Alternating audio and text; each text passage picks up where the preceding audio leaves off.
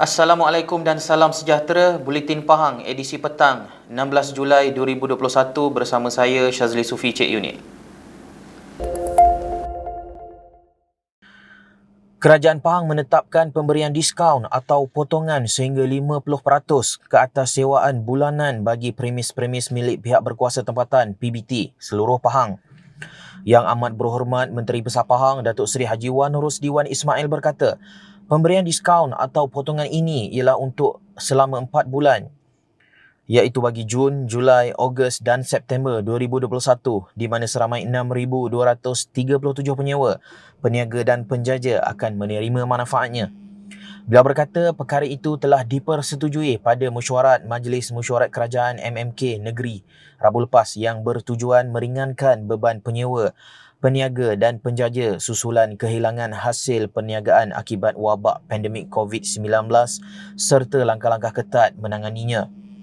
Menerusi pemberian diskaun atau potongan ini, misalnya bagi kadar sewaan bulanan tertinggi sebanyak RM9,000 akan menjadi cuma RM4,500, manakala kadar sewaan bulanan terendah RM10 bagi petak-petak penjaja di pasar menjadi hanya RM5.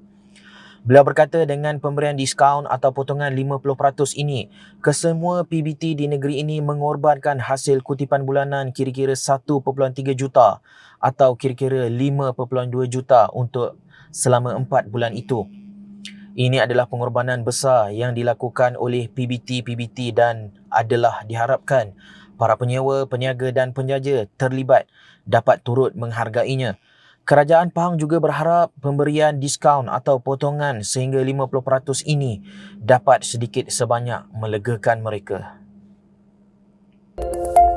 Sebanyak 1,318 kotak barangan bantuan daripada Kerajaan Pahang di bawah peruntukan Bantuan Prihatin Pahang BPP Fasa 3 telah disampaikan kepada penerima di sekitar Dewan Negeri Pulau Tawa yang terkesan akibat wabak COVID-19. Pengerusi Jawatankuasa Hal Ehwal Felda, Koperasi, Usahawan dan Hal Ehwal Pengguna Negeri Pahang Yang Berhormat Datuk Haji Nazringah berkata, jumlah keseluruhan kotak bantuan yang disampaikan hari ini ialah sebanyak 1,318, manakala baki 1,069 kotak lagi akan dihantar sebelum Hari Raya Aidiladha. Beliau berkata demikian di dalam satu hantaran di Facebook miliknya hari ini. Turut sama dalam penyampaian bantuan kotak barangan keperluan tersebut ialah pasukan Task Force Daerah Jerantut yang turut menyampaikan bantuan ke Felda di dalam Dewan Negeri Pulau Tawa dan Dewan Negeri Tahan serta beberapa kampung tradisional di Dewan Negeri Damak. Beliau dalam masa yang sama turut menzahirkan ucapan terima kasih kepada Kerajaan Pahang atas peruntukan sumbangan yang diberikan kepada mereka yang memerlukan. Sumbangan tersebut jelas menunjukkan Kerajaan Pahang di bawah pimpinan Yang Amat Berhormat Menteri Besar Pahang Datuk Seri Haji Wan Rusdiwan Ismail memahami perit jerih rakyat yang terkesan akibat wabak COVID-19. Itu kan ada nampak dekat sampai sawah ada orang. Kawan nampak dia mobil dia pukul. Sampai dekat jembatan. Sampai sawah ada orang ngambil. Situ memang kereta kurang. Jalan kaki memang jalan kaki semua jalan. Baru jalan. Dok lah sampai Kuala Lumpur. Dok. Warga emas yang tular kononnya berjalan sejauh 35 km untuk mendapatkan vaksin COVID-19 di program mobilisasi vaksin komuniti di Klinik Kesihatan Kuala Wau, Nafi. Dia berjalan kaki sejauh itu.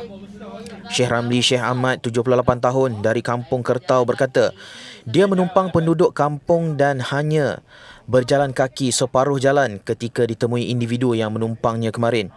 Beliau mengaku hal berkenaan ketika ditemui pengurusi Jawatankuasa Kebudayaan, Perpaduan Kebajikan Masyarakat, Pembangunan Wanita dan Keluarga Negeri Pahang Yang Berhormat Datuk Seri Hajah Shaniza Samsudin yang sempat menziarahinya semalam. Katanya lagi dia pergi mendapatkan vaksin dengan rela hati walaupun pada bulan Jun lalu sudah mendapat tarikh untuk divaksin, tetapi enggan berbuat demikian kerana takut. Warga emas berkenaan turut mengaku memang suka berjalan kaki ke mana-mana sahaja yang dia ingin pergi, tetapi pada musim COVID-19 ini dia tidak dapat berbuat demikian. Katanya lagi dia dinasihati agar pergi ke klinik Pekan Tajau yang lebih dekat untuk mendapatkan vaksin, tetapi memilih untuk pergi ke klinik Kuala Wau kerana ingin berjalan dan melihat fasiliti klinik baru.